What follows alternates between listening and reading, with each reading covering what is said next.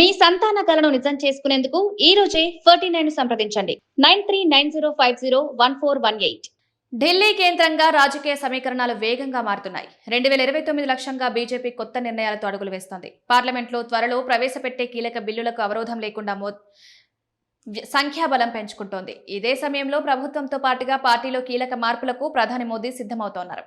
ఈసారి జరిగే మంత్రివర్గ భారీ ప్రక్షాళన కేంద్ర పదవుల్లో టీడీపీకి ప్రాధాన్యత దక్కనుంది.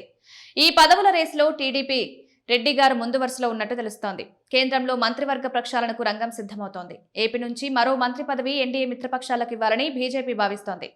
ప్రస్తుతం ఏపీ నుంచి 3 కేంద్ర మంత్రులుండగా టీడీపీ నుంచి 2, బీజేపీ నుంచి 1 కొనసాగుతున్నారు.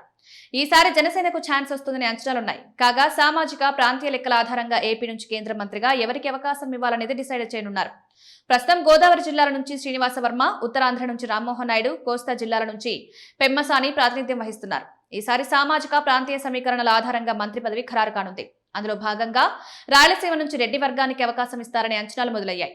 ఇప్పటి వరకు కేంద్ర మంత్రులు, రాజ్యసభ సభ్యుల్లో రాయలసీమకు ప్రాతినిధ్యం దక్కలేదు.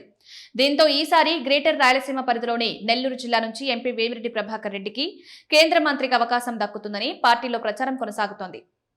నంద్యాల ఎంపీ బైరెడ్డి శబరి పేరు పరిశీలనలో ఉంది. రెడ్డి సామాజిక వర్గానికి కూటమి నుంచి కేంద్రంలో మంత్రి పదవి కేటాయిస్తే రాజకీయంగా రీజనల్లో ప్రభావం చూపిస్తుందన్న లెక్కలు కూటమిలో వినిపిస్తున్నాయి. ఎస్సీ వర్గానికి అవకాశం ఇవ్వాలనే చర్చ పార్టీలో వినిపిస్తోంది. ఎస్సీ వర్గానికి గవర్నర్ పదవి, రెడ్డి సామాజిక వర్గానికి కేంద్రంలో మంత్రిగా అవకాశం ఇస్తారని పార్టీ నేతల సమాచారం. చివరి నిమిషంలో ఇవే సమీకరణాలు ఖరారైతే వేమిరెడ్డికి మంత్రి పదవి దక్కుతుందని అంచనా వేస్తున్నారు. ఈ విషయంలో సీఎం తీసుకునే తుది నిర్ణయంపై ఆసక్తి నెలకొంది.